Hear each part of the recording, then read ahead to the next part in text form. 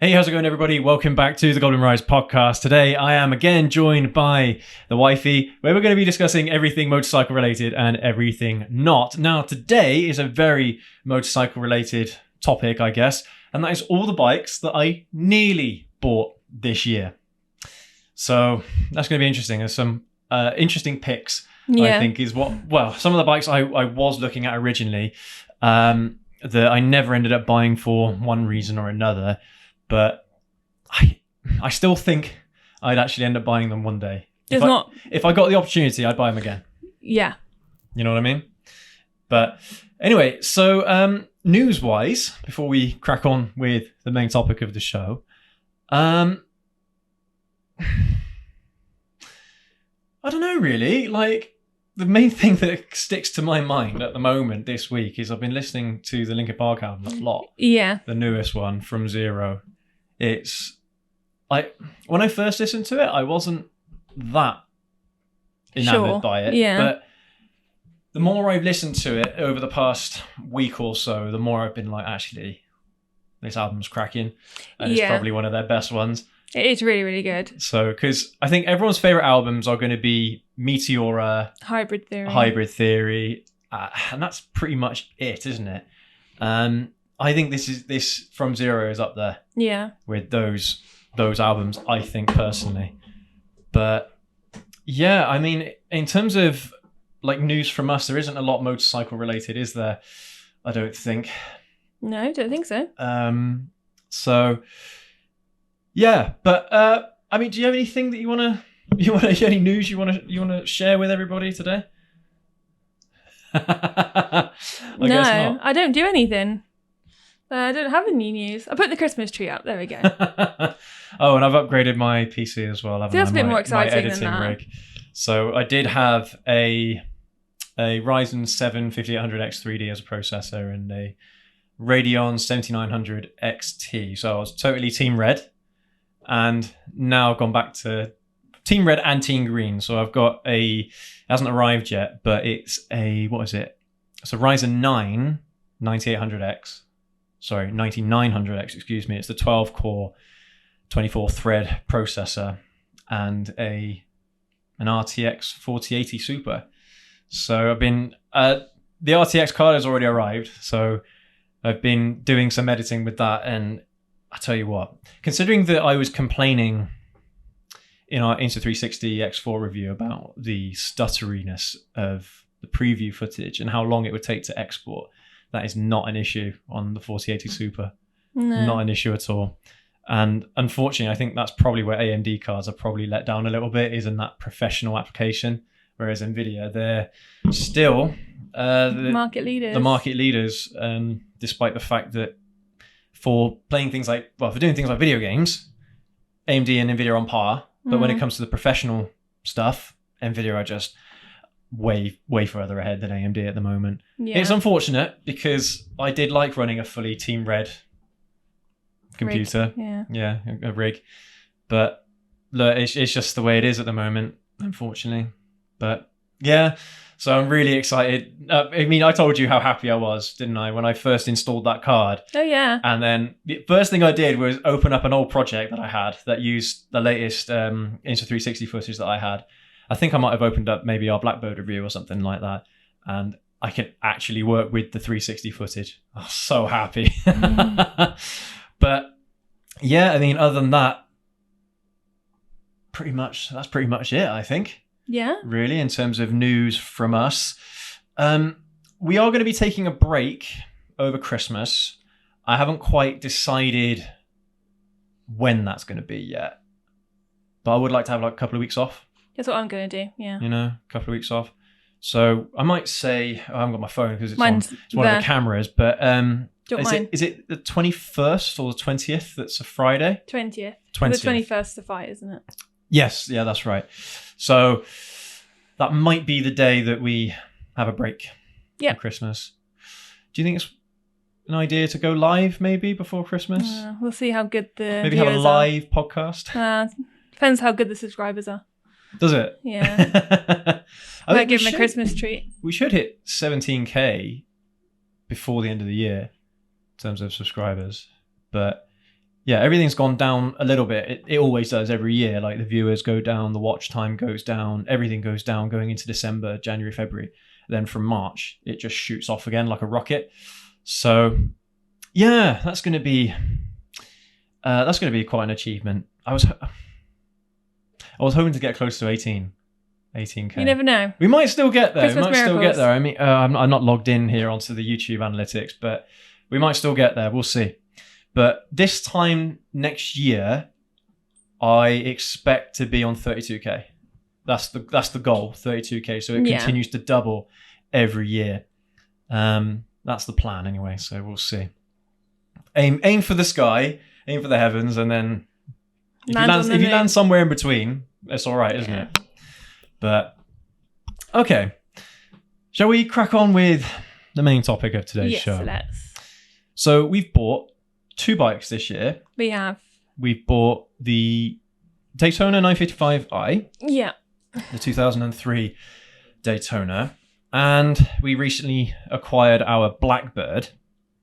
So those are the bikes I ended up buying because, to be honest with you, for the price, I couldn't say no. No. They were so good. They were clearly looked after, and the mileage on the Blackbird is a little bit higher than I would like. But at the same time, 45,000 miles for an engine like that isn't a lot. And it's 2002. 2002. And how many miles? 45. Well, it's just under 45,000 miles. In 22 years.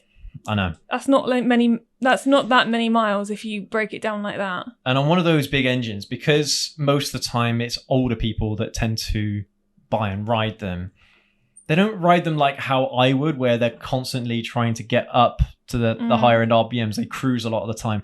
So the engines most of the time are quite, what's the word? Like, they're not pushed too much. So I'm not so worried about an engine like that. If it was more like a Fireblade or a 600 where the revs go sky high and you know that the previous owners just rag it around, then that's when it could potentially be an issue. Having said that, when I had my CBR 600RR, that bike was still solid. Yeah. And that had 35,000 miles, I think, when I sold it. And that's a 2003 model. What a good bike. Didn't steer me wrong once. No issues. No, in fact, that's incorrect. There was one issue with it, wasn't there? Do you remember? No, I didn't ask you to come pick me up, but all the lights went out on the bike. This was in about maybe a week or 2 weeks of me owning the bike. All the lights went out, and I was like, oh, what am I going to do? And luckily, because I think we were still in September, early October, there was a little bit of light left, but I had to ride home. I think it was about half an hour with no lights.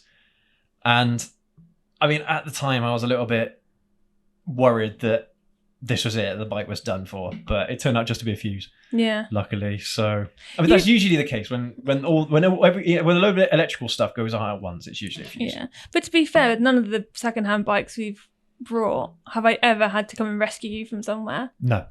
They've all been really solid. And I think once you've bought a few bikes, even if they're really old, you start to know what you're buying.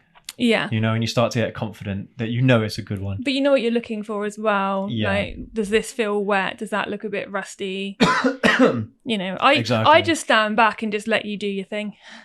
Yeah. I just literally drop you off and follow you home, or let you follow me home. The thing is, the price point that I'm paying isn't rock bottom prices for these bikes. Because at that point, then 100% there are going to be issues with it, severe issues that you'll have to fix. That's why they are rock bottom prices. But for me, I try to buy bikes that, one, I would buy myself if I was looking to actually buy a motorcycle, not just for the channel, but for personal use. But also what an average person can get hold of without having to worry about too much maintenance or too many issues with the bikes. So, I mean, one of these days, I will try and buy a truly run-down motorcycle, see if I can fix it up, and maybe try and sell it for a profit. I don't know. We'll see. But we need to get a van or something to transport the bikes back, because these rundown bikes, they haven't got any MOTs, they haven't been ridden in ages, their oil probably hasn't been changed in 10, 15 years. So riding them home, one, isn't safe, but it's not legal. Yeah. So we have to get some kind of transportation for the bikes to bring them back home, and then I can work on them here. Once we've got something like that, then we can start exploring those bikes a hell of a lot more. Yeah. I don't know, you guys, it might be next year is when we're going to look to do that, because we're getting some serious cash flow in now. So I know this isn't motorcycle related, but we were talking about changing the car I'm going to get next. Oh yeah. I'm just like, now?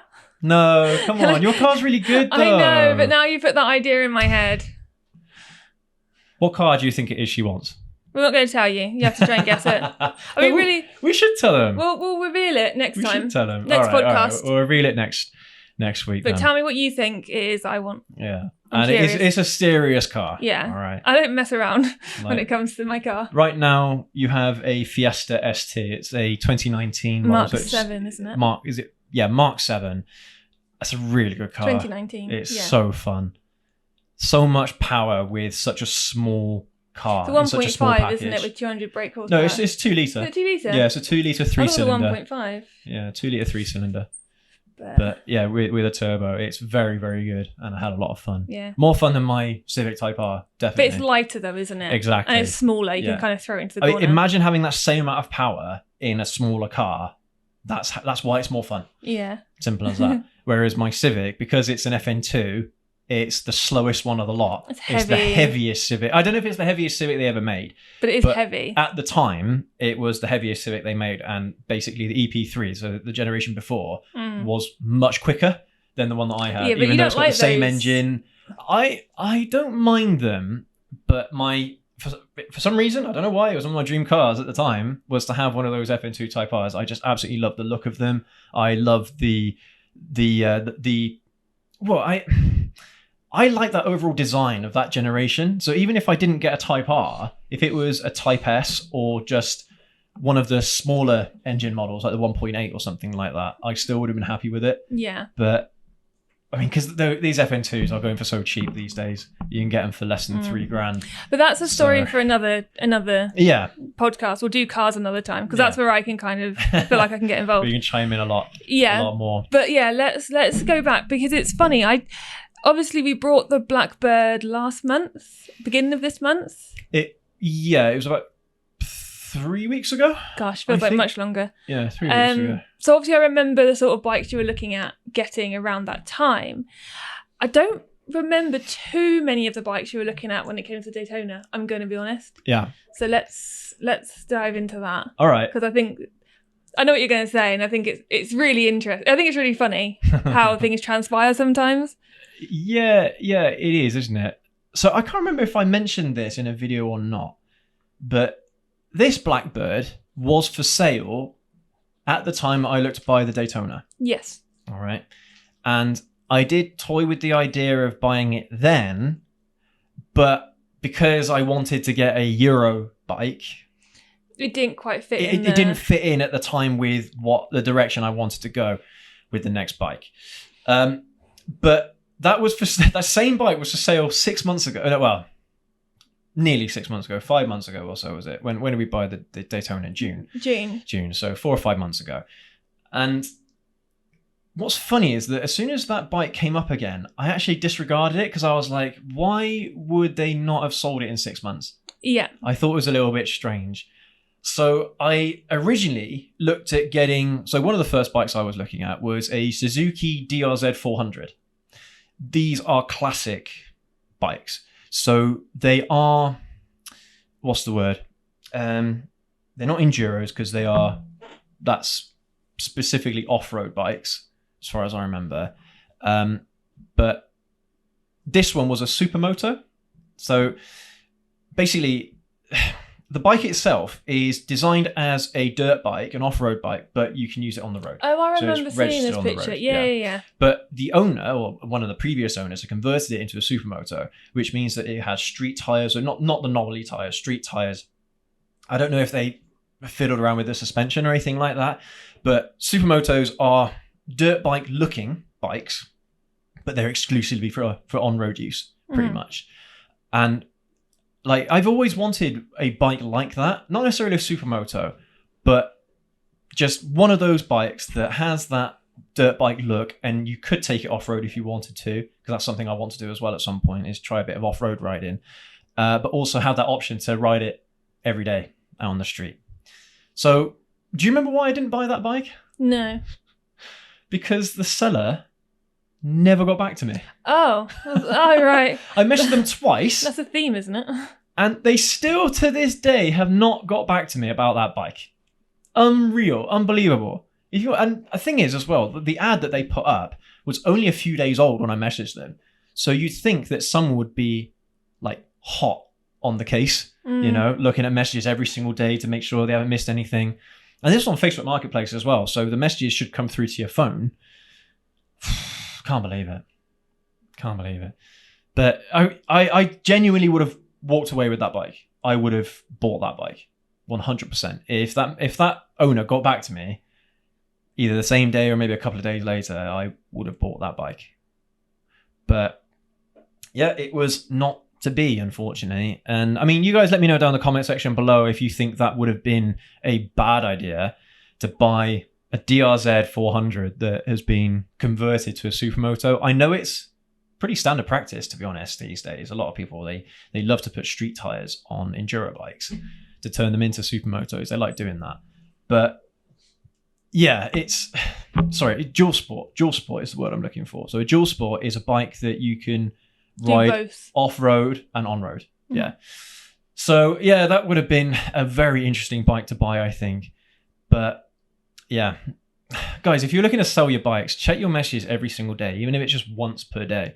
Because usually, for the most part, people like me, they want to know straight away if the bike is available, if it's got an MOT, they want to know straight away. And they want to buy it as soon as possible. They want to come look at it and they want to buy it ASAP. So check your messages, right? If you're selling a motorcycle, or if you're selling anything, to be honest with you, on Facebook Marketplace or Gumtree or what have you. But yeah, so that was the first bike. The second bike, I really wanted this bike as well. It was a Honda, I want to say VTR. I think I got that right. It was a cruiser. Yeah. It was a big Honda cruiser, big V-twin.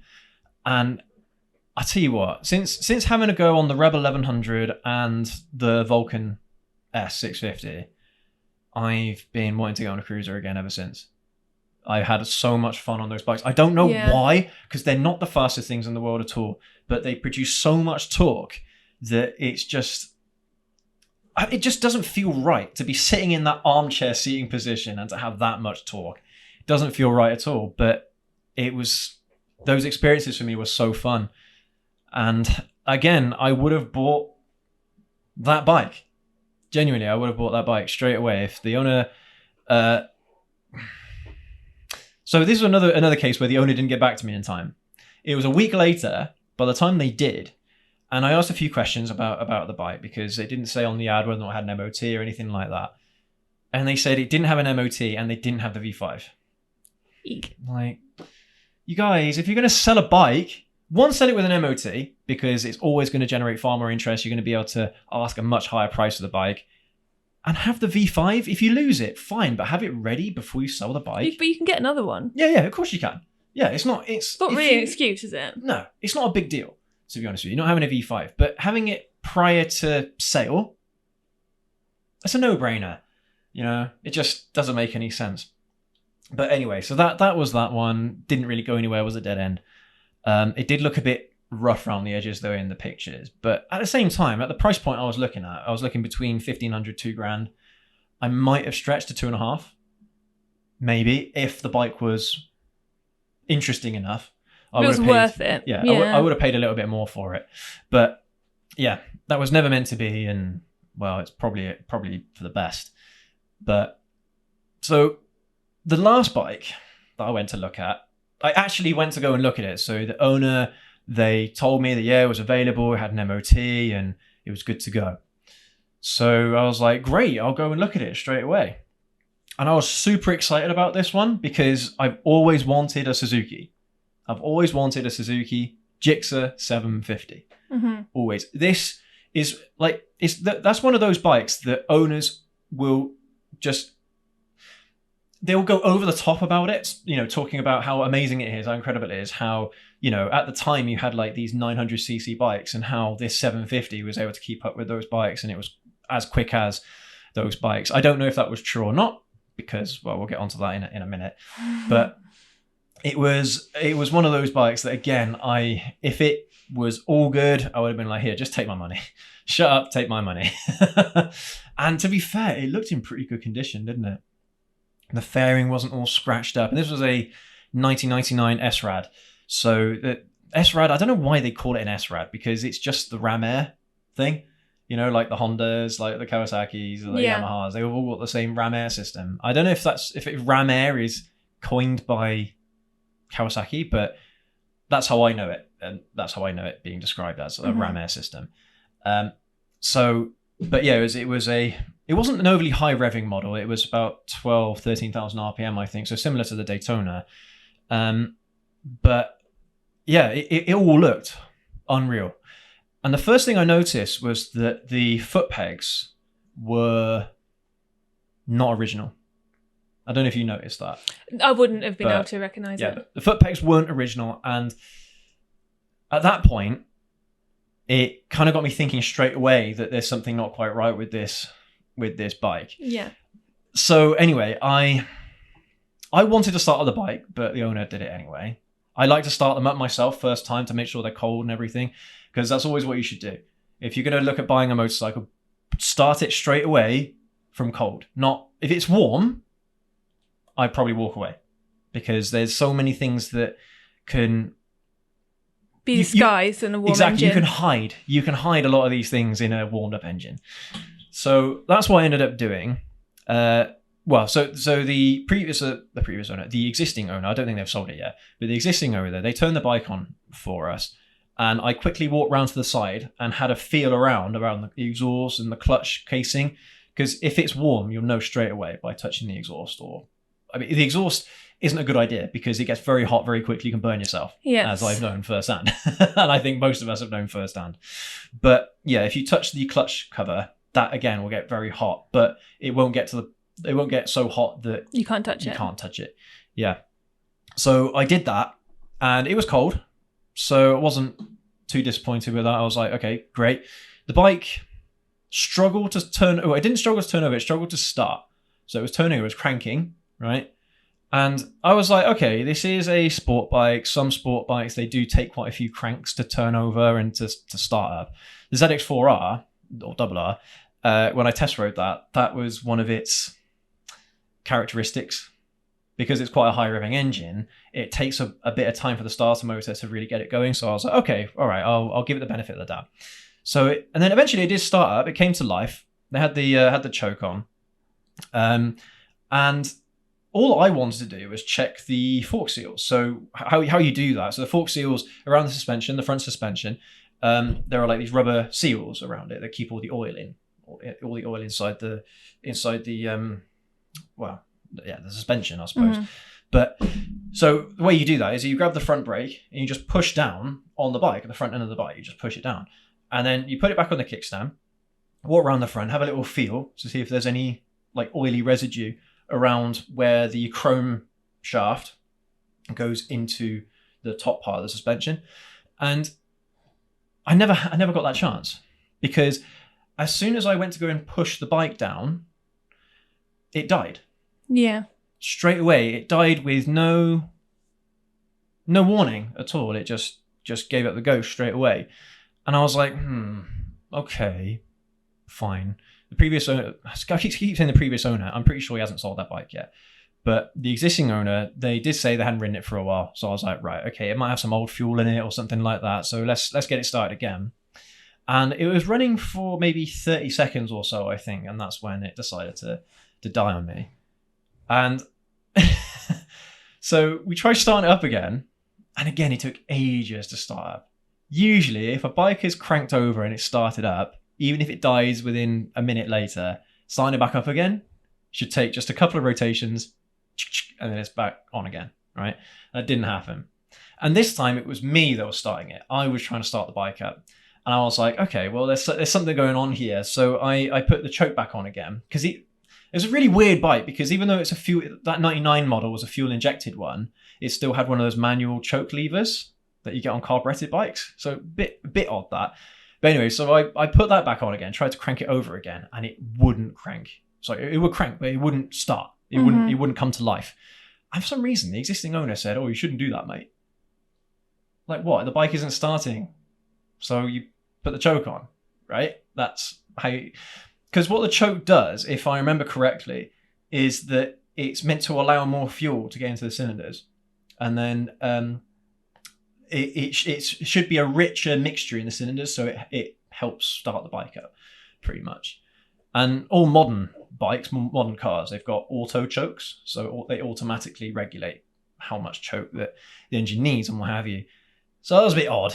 I was a little bit like, okay, that's a bit weird. So I put the choke back, turned it off again, or close the choke, and then it just it wouldn't crank over. It took ages for it to crank over, and then eventually it did start up, and I was like, right, let's go and take this bike out for a test ride. So I got on the bike, and the first thing I noticed was that, you know, when I said about those foot pegs, how they weren't original, they were very high. Like, I felt like I was squatting on the bike, and, you know, again, it wasn't really a big deal to me. I was like, oh, this is interesting. It's just different, isn't it? Different riding position to what I'm normally used to. But anyway, so I do what I usually do, put it in gear, and I start trying to ride away. And how far did I get? Probably about 10 meters, maybe? Probably, yeah, because I could still see you. About 10 meters or so, and the bike died. But when I say I could still see him, like, I could read what was on the back of his helmet. He was that close. Like, you weren't that far away. No, I wasn't far away at all. But the funny thing is, before you go on to your story, because when you finish yours, I'll tell you what it was like for me. Yes, because I stayed behind, obviously. Yeah. Because obviously, well, it was probably, you could have fit a car, my car, in between me and you. That's how close you were. Yeah. And my first thought was, he's not going to like this. Yeah. I thought, he's not a happy bunny right now. I could tell that something, I know you, and obviously we have sometimes, after you don't take a bike, we have a conversation in the car as to why you didn't take it. And you know, some of it, yes, goes over my head. Some of it I do take in. And I was just like, I don't think you will be feeling quite so chipper right now, because you're not having the best experience. But you carry on what happened, and then I'll go on with my bit. So anyway, it died again, and I was like, oh, damn. So I cranked it over again. Again, it took ages to turn over. And then it came back to life again. So I was like, okay, right, let's go. So then I started riding, and I managed to get to the end of the street on the main road. I managed to get there. It died again. Yeah. In fact, did it die there? I can't remember. I think I just got onto the main road, and this was like a 50, 60 mile an hour road. Yeah. Just managed to get onto it, and then it died straight away.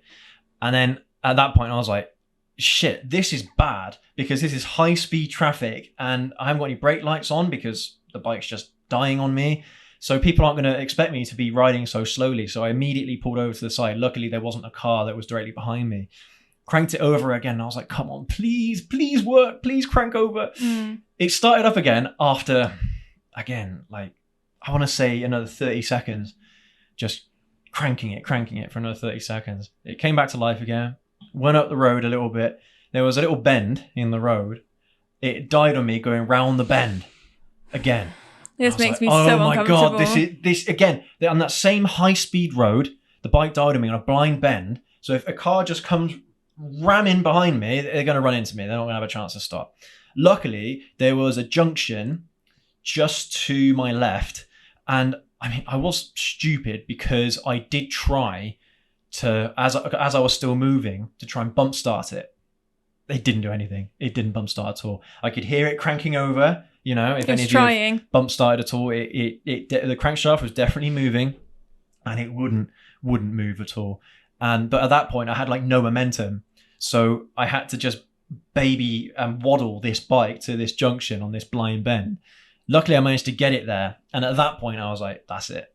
This isn't going to work for me. No. Could you imagine trying to get that home?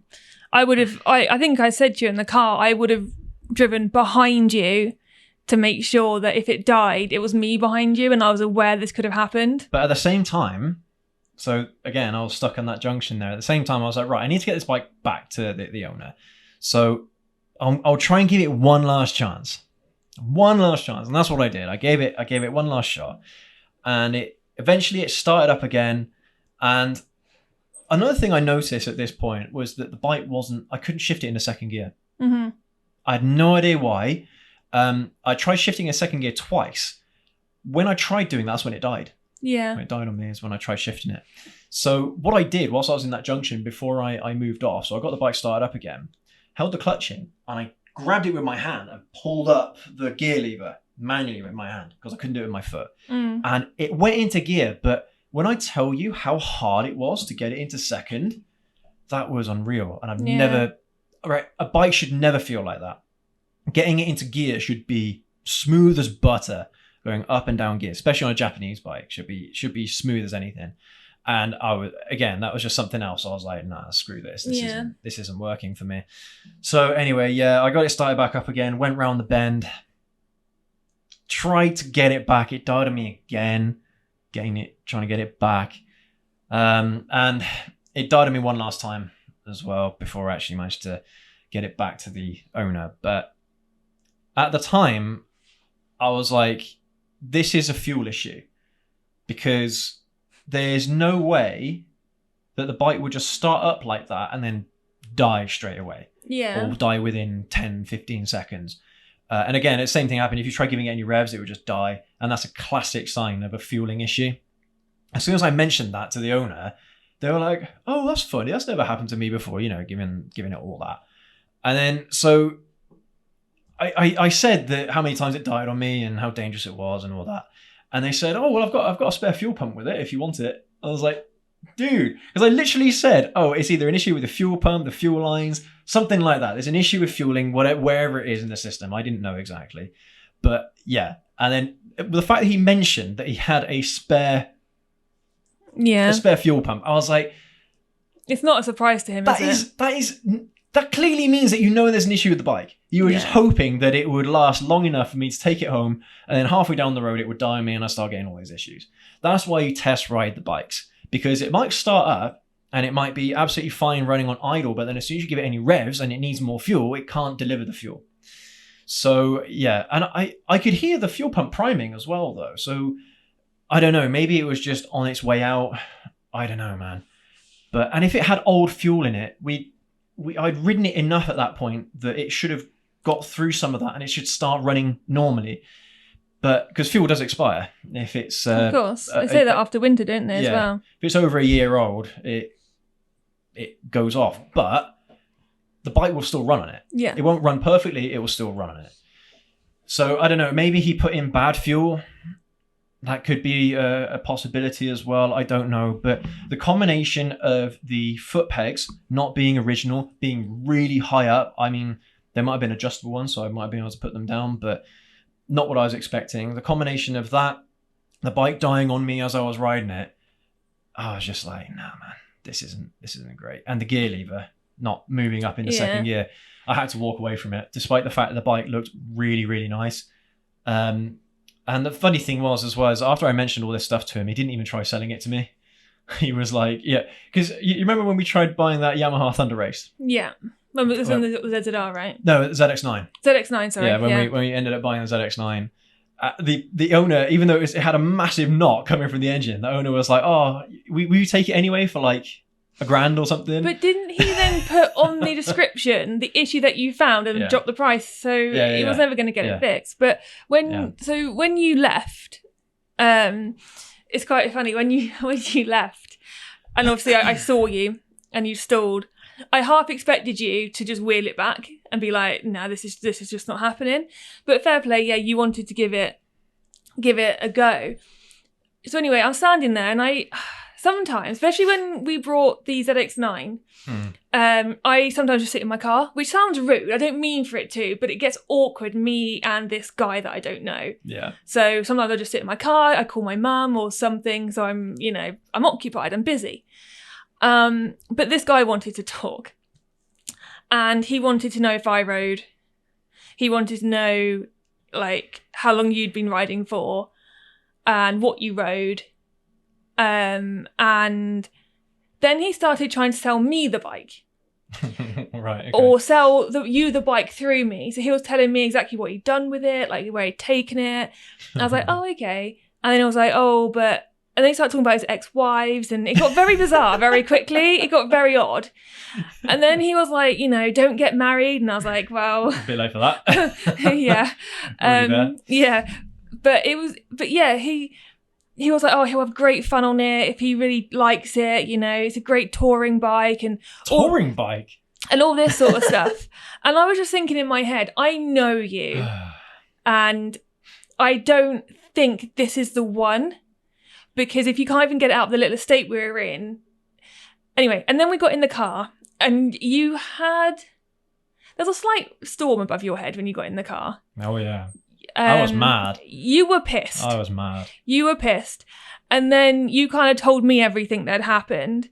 And I got a bit stressed, the thought of you on a blind bend, broken down effectively, and potentially what could have come around the corner. That stressed me out. And that annoyed me. Why are you trying to sell a bike that isn't safe? Yeah. Or at least if you are, tell the person that's about to test ride it, it's not safe. Yeah. And it's like, again, when I was selling my ZX9, I was making sure it would turn over it wasn't every single day, but every week. I was making sure it turned over so it was in tip-top shape. And there were a couple of times because the insurance ran out on it, I just took it up and down the street to make sure it's still running right. That's what you should do if you care about the thing that you're selling. If you have confidence in what you're selling, you want to look after it. That's what you do. Yeah. But I mean, like I say, when you got in the car and I was just like... See, I know that when you're stressed, sometimes you just need to decompress and you just need to say it. So I just sat there very quietly and just listened to what you said. And I think the thing is that I'm really grateful for is that we didn't actually go too far for that one. Yeah. Because we did spend, I don't know if these guys know, when we got the ZX9, we did end up spending... It's about 2.5 hours, 3-hour drive. Yeah, but it was an entire day. Yeah. And we hadn't planned on being out for that long. It was a whole day to look at a motorcycle that didn't work. Yeah.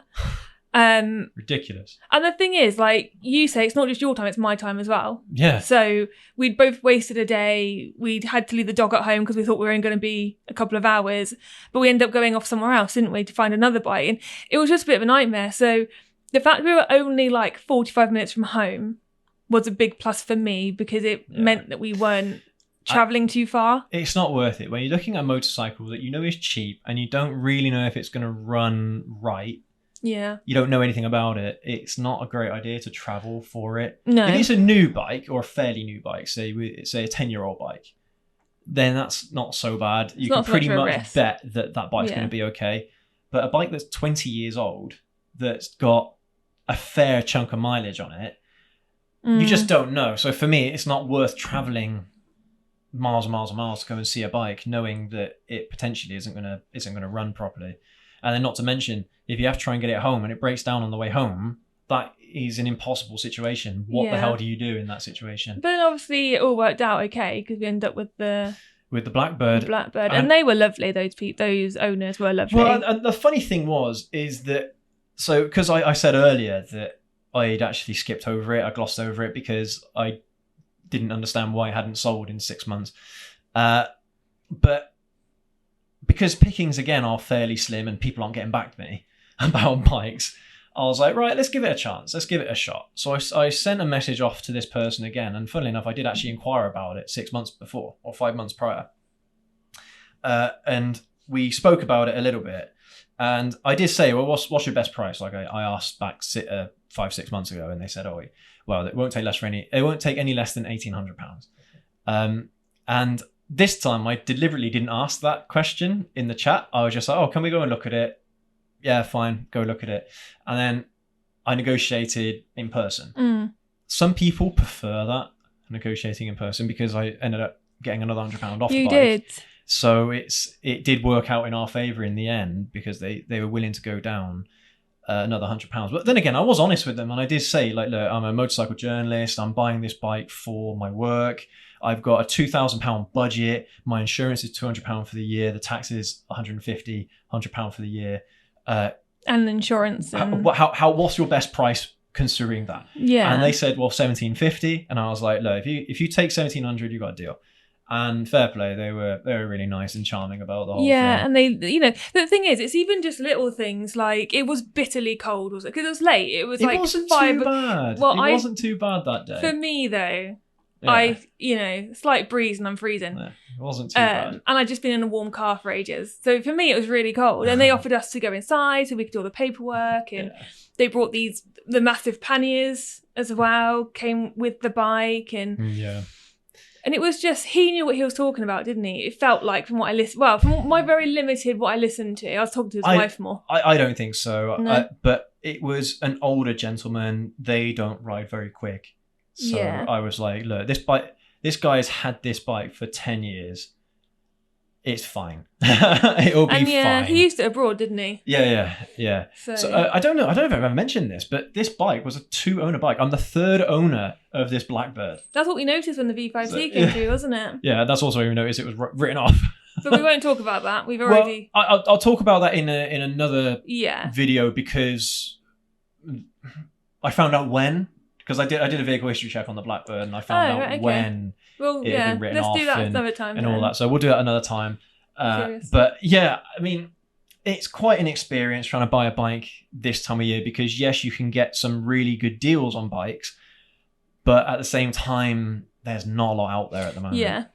So so sometimes it is better to wait until at least February, March, because then coming into the riding season, we're not going out of it. Exactly, coming into the riding season, and people are more willing to sell their bikes then. Yeah.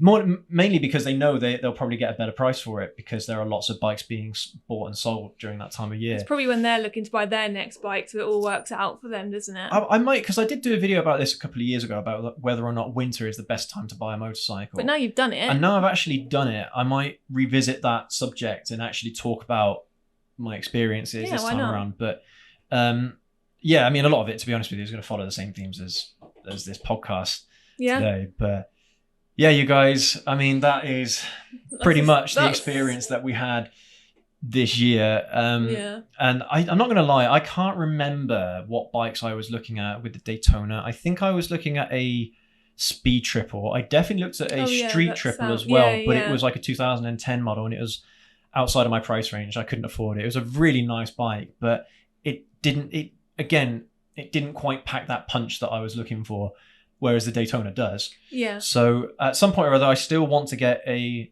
speed triple, and just add it to the ever-growing list. Yeah, definitely. And I think as well, next time we come to look at a motorcycle, I'm gonna try and buy an Aprilia. Wow. Next time. Fair enough. When I sell the Daytona, because that was a Eurobike, let's see if I can replace it with another Eurobike, and I'm going to see if I can get an Aprilia. Whether if that is an RSV Millet or something like that, I don't know. We'll see. Maybe a Tuono, because those are classics now, those bikes. Yeah. And they're going for quite cheap as well at the moment, which is quite surprising as well, considering the brand. And there's also some Ducatis as well. I think there's an ST2 from like the late 90s that I saw that was going for like $2,000. Mm-hmm. So I could even look at a Ducati. So just as a question, because the last one we did, everyone seemed to absolutely love it. What's brake horsepower of my car? It's 200, 200, right? Yeah. 200. Have you got a bike that matches that? I have multiple. Which ones? The ZH2 and the ZR. Right. Let's revisit at some point our race, but it'll be a like for like, wouldn't it? 200 brake horsepower. Because my Civic was a 1 litre turbo against your ZZR. They were slightly unbalanced, slightly unmatched. So at some point, let's do a like for like before I change my new car. Okay. Which is going to be ridiculous. That sounds fun. I think we need to do that again, yeah. When I get my new car, which we're not going to tell anyone what it is. Well, till next week. Yeah. If we can get hold of one, that is. But we will. We'll try our best. Because now you've said that we're going to look at one. I want one more than ever. Yeah. Will you have a bike that's as fast as that? Faster. Is The it gonna... ZH2 and the ZZR are very quick bikes. They are. You have to. You know, we've been watching Top Gear recently. A lot of the newer Top Gear with Paddy and Freddie and Chris. You know those cars, like that Porsche. Was it a Porsche 911? They had the Ferrari there, and is it an Aston Martin that Freddie had? I can't remember. It was orange. Those cars were over 100 grand, 200 grand. Those bikes are quicker than those cars. Okay. Yeah. Yeah. I just think it would be really good that, you know, if it's what the viewers want, we'll do more, you know, races and... Yeah. We will. We'll especially as my cars are getting better and I'm getting more enjoyment out of driving my cars. I'm more than happy to give you an advantage as well. I won't take the ZH2 or ZZR. I'll take the Daytona. I'll take the slowest bike that we've got. That's crazy to say. Take my 125. I was actually thinking that I could take your 125 as well, but that would be a slaughter. That you would absolutely be suffering with that. That's on. I need something like a 400, like an A2 bike. You need like a mid-ground one, don't you? Yeah, a middleweight bike. I think if I had one of those, that would be a good little race. But yeah, to say that the Daytona is the slowest bike that I've got is mad. That's a crazy thought. That's like over 170 mile an hour plus bike. But I just want. Because you're not blind to how lucky you are to be in the position that you're in. Absolutely not. But to say it's the slowest bike I've got, saying that you've got more than one. Yeah. But to say you've got at your disposal 5 motorcycles is insane. Yeah. It is mad. Because of these guys. Well, yeah, exactly. It's because of you lot, to be honest with you, that we're able to do this. Yeah, and as today when we're filming is Thanksgiving, even though we're not American.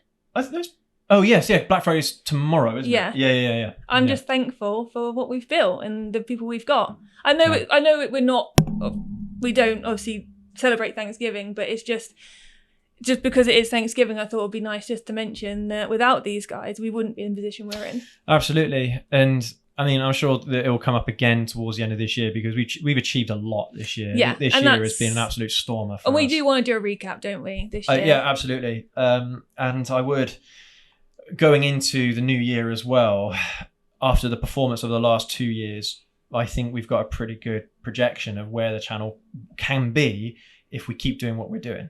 Yeah. So, I mean, a lot of it does depend on whether or not I can get some more bikes on the channel, though. So, talking to dealers and seeing if I can get some... If they'll let me some bikes and things, you know. But we'll work on that, won't we? Yeah. And I'm not gonna approach them now. I'll approach them January, February time, and then hopefully in March I'll have some other bikes ready to go. Yeah. For review. Because I've got a video as well ready, which is going to come out next week. I don't know when yet. But it's ranking every single Kawasaki motorcycle in 2024 of 2024. Yeah, and the only reason why I could do that video is because of my experience on all of Kawasaki's bikes. The only ones I never got to have a go on were the Z650 RS and the Z900 RS. But everything else I got to have a go on. Yeah. I think the Ninja 500 I didn't get to have a go on either, but that was just coming in. Towards the end of this year, but everything else, and it's just an absolute privilege to be able to make a video like that because I'm in that position to be able to comment on every single motorcycle and rank them on my experiences of those bikes. And I do plan to do a Yamaha one as well, but unfortunately I haven't had that experience on all of Yamaha's bikes or most of them. I've had maybe about 60 to 75% of their bikes I've ridden. So I still think it'd be a good video to do, but I would like to do the same with Aprilia. I'd love to do the same with Suzuki and every brand I can get hold of. Yeah. Honda, all of them. I think that would be amazing, but we'll see. That's for next year. Yeah. Anyway, but thank you ever so much for joining us on our podcast today. We hope you enjoyed it, and by all means, definitely let us know what you think down in the comment section below, and whether or not I should have pursued one of those other bikes instead of the Blackbird. I think a lot of people are happy with the Blackbird, to be honest with you. There's loads of really positive responses around that bike. So that's great to see, but I know that there's loads of people that they love a Gixxer 750. So one day, you guys, one day we'll make that happen. But yeah, thanks again, everyone. Take care. Ride safe. We'll catch you all in the next video. Have a good one.